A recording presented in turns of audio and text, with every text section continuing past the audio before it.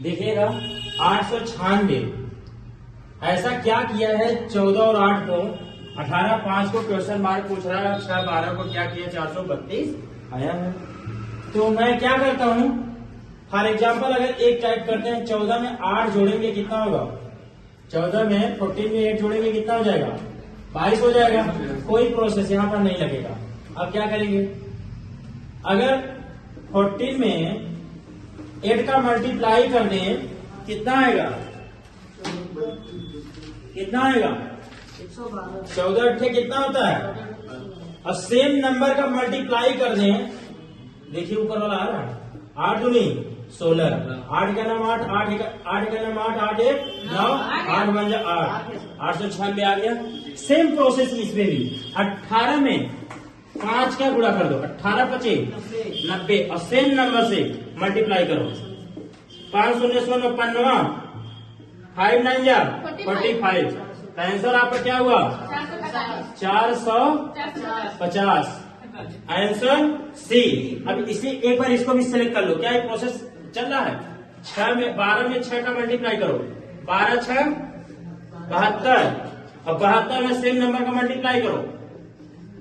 Same number मतलब जो हम इससे इसी नंबर को लेकर के मल्टीप्लाई कर रहे हैं, बार बार इसी नंबर का मल्टीप्लाई करना है। क्या हुआ 12 गुना 24, 12 गुना 24, कुछ डिफरेंट हो गया, यहाँ डिफरेंट हो गया ना। क्या करेंगे 118 106 क्या करेंगे, ऐसे प्रक्रिया को हल कर सकते हैं। पहले क्या करें, इन दोनों के बीच का गैपिंग देखो कितना है, 118 और 106, 118 और 106 के बीच का डिफरेंस कितना, 8 में 6 गए 2, कितने का डिफरेंस है 12 का डिफरेंस है। यहाँ कितने का डिफरेंस है 12 का। इन दोनों के बीच का डिफरेंस देखो, बड़ी वाली वैल्यू में छोटी वैल्यू घटाइए, 46 में से 34 को सब्ट्रैक्ट करिए, कितना है 6 में 4 गए 2 और 4 में 3 गए। इन दोनों के बीच का भी डिफरेंस क्या है 12।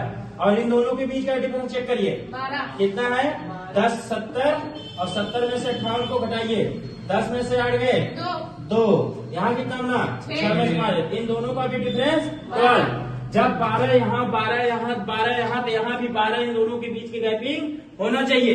तो अब क्या करेंगे, डायरेक्ट ऑप्शन उठाते हैं, ऑप्शन नंबर ए उठाकर देखते हैं, चेक करते हैं। अब 94 है, बड़ी वैल्यू में से छोटी वैल्यू को क्या करते हैं सब्ट्रैक्ट करते हैं। क्या करेंगे सब्ट्रैक्ट करेंगे, इससे क्या होगा 94 में से 82 घटाना है, 94 में से 82 को घटाना है। 4 में से 2 गए 2, 4 में 2 गए 2 और 9 में से 8 गए 1। इससे एक कंफर्म हुआ कि इन दोनों के बीच का सारे के बीच का डिफरेंस 12 हुआ। तो ऑप्शन नंबर ए को मैंने सिलेक्ट किया और वैल्यू को घटाया, घटाने के बाद 12 हुआ तो डिफरेंस हमें 12 का मिल गया। तो ऑप्शन नंबर क्या हुआ 82, 82 ठीक है, समझ आया। 18 में से 7 गए, 18 में से 7 गए, 18 में से 7 को क्या करेंगे घटाना है, माइनस करना है। 18 में 7 गए 11 और 11 का स्क्वायर करेंगे कितना हो जाएगा 121। सेम प्रोसेस इसमें भी 42 में 25 को घटाना है, सब्ट्रैक्ट करना है, ठीक है। 12 में से 5 गए 7 और यहाँ बना कितना 3 में 2 गए 1। 17 का स्क्वायर करेंगे कितना हो जाएगा 289, यहाँ मिला। सेम प्रोसेस इसमें भी, सेम प्रोसेस क्या करेंगे 44 में 36 को क्या करेंगे सब्ट्रैक्ट करेंगे, 14 में से 6 गए 8, यहाँ बना कितना, यहाँ कितना बना 4, 4 में से 3 गए 1, 4 में से 3 गए 1। 18 का स्क्वायर करोगे कितना हो जाएगा 324। Option number B, option number B. समझना ये क्या हो गया था, एक मिनट, पेंसिल कहाँ गए।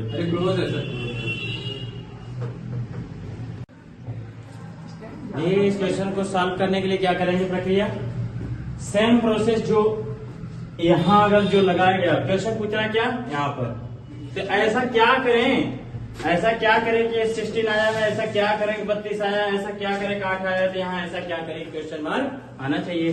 तो ऐसा करिए, अगर इन दोनों वैल्यू को अगर जोड़ते हैं अगर इन दो वैल्यू को जोड़ते हैं तो देखिएगा 6 और 4 34 और 16 को जोड़ेंगे 6 4 10 और 3 1 4 1 5 तो ऊपर वाला टोटल कितना हो रहा 50।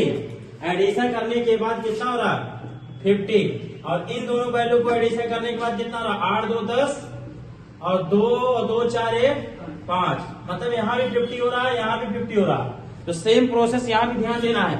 यहाँ जोड़िएगा 8 और 2 10 और 3 1 4 1 5 तो सेम प्रोसेस यहाँ भी लगना चाहिए 40 या फिर 50 होना चाहिए 30 और 20 30 20 50 मतलब ये प्रोसेस आपको महसूस करा दिया कि ए 50 तो आगे वाला भी 50 होना चाहिए 42 और 8 कितना हुआ 50। आप ध्यान दीजिएगा 42 प्लस 8 जोड़ेंगे कितना हो जाएगा 50 और ये भी सेम प्रोसेस 9 1 10 और 3 1 4 1 5।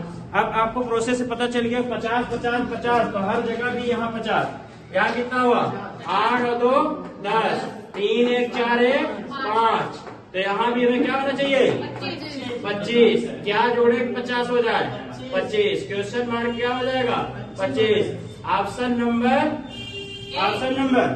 ए।